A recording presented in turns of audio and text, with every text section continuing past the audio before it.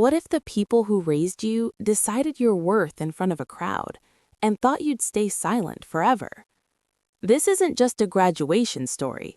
It's about parents who turned love into humiliation, a husband who worked quietly behind the scenes to strip away power, and a moment so unexpected it shattered every lie holding them together. One name, one call, 1 second that flipped control into panic. Tonight's story exposes how betrayal doesn't always scream. It smiles, whispers, and signs papers. It reveals how ambition can threaten the wrong people, how marriages can become transactions, and how revenge doesn't always come with rage. Sometimes it comes with restraint. Stay with this story, because what unfolds isn't loud, but it's devastating. And once the truth is spoken out loud, nothing ever goes back to the way it was. Graduation day was supposed to be clean and simple.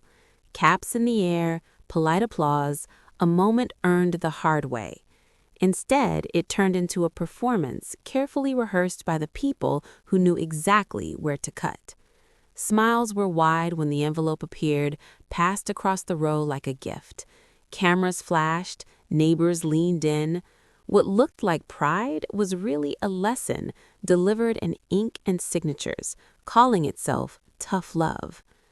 The paper was heavy, formal, final. Disownment dressed up as guidance. Words about values and disappointment lined the page, explaining how love sometimes meant letting go. It was written to sound reasonable, even merciful, while stripping away a last name in front of strangers. Years of comparison, quiet punishments, and selective affection suddenly made sense. Favoritism had always been there. Holidays rearranged, praise rationed, silence used as discipline, but this was the first time cruelty asked for witnesses. The audience shifted uncomfortably. Some pretended not to read, others stared too long. Applause faded into whispers. That was when the hand on the knee tightened, not in support, but warning. A husband's voice stayed low, advising calm, reminding everyone this was for the best. The same voice that had spent months feeding doubts to the family, suggesting ambition was arrogance, independence was betrayal. The same voice that controlled accounts, delayed paperwork, and made phone calls late at night, promising loyalty to anyone but the marriage.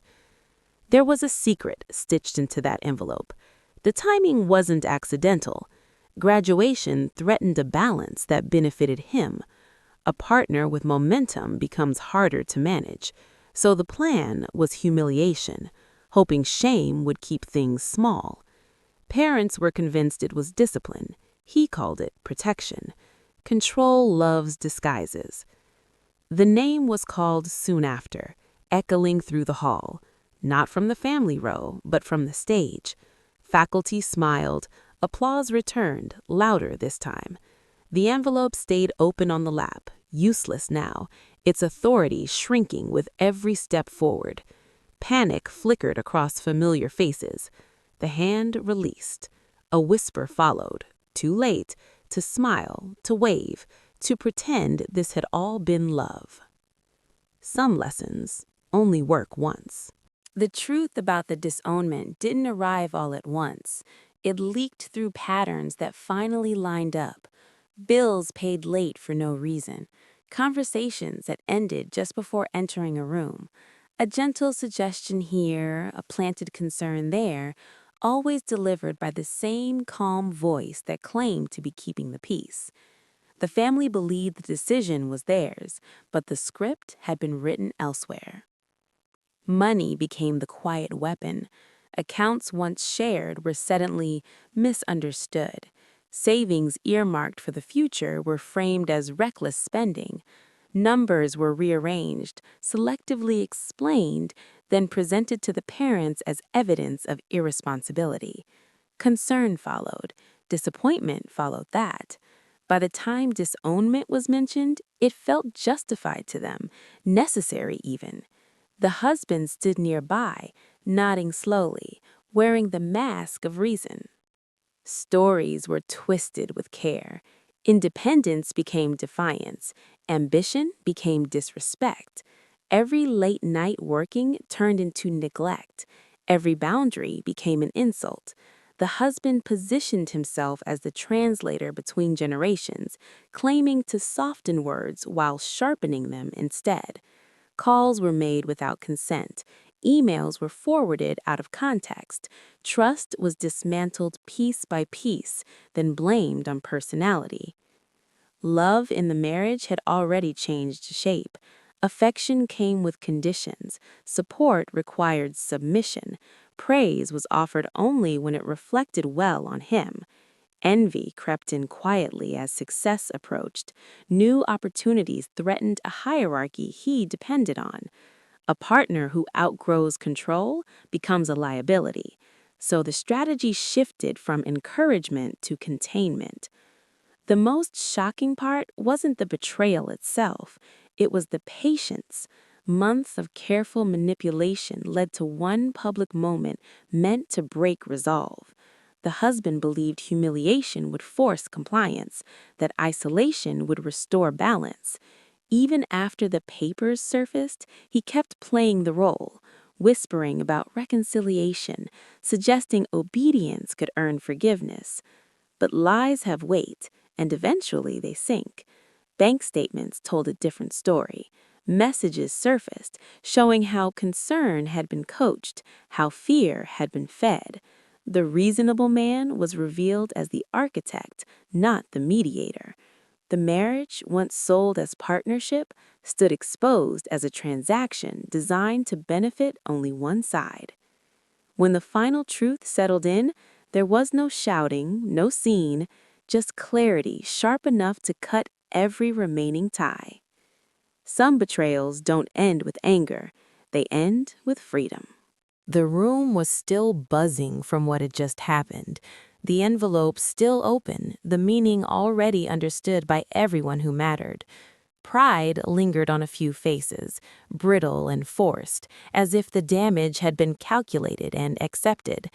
That was when the microphone shifted hands and the air changed. A pause stretched too long. Then a voice, steady, confident, unfamiliar to most, filled the hall. The CEO didn't stumble over the name. It was spoken clearly with recognition, followed by credentials no one in the family had bothered to learn. A brief explanation followed.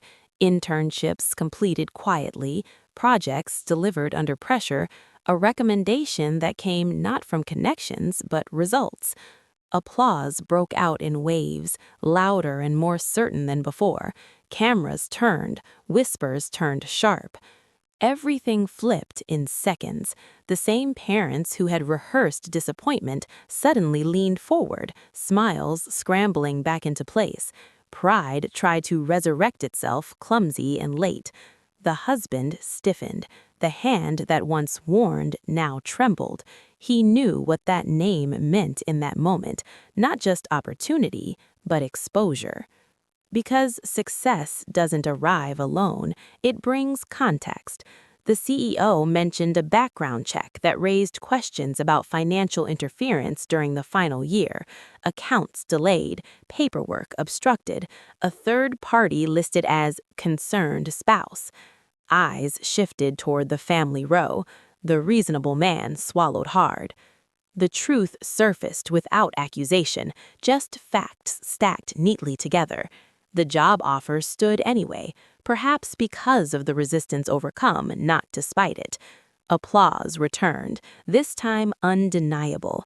Pride gave way to panic. Parents whispered urgently, recalculating loyalties. The husband leaned in, suddenly supportive, already rewriting history, already planning how to reclaim control. But the room had seen enough. The envelope no longer mattered. The disownment lost its power the moment it failed to land. What remained was the contrast.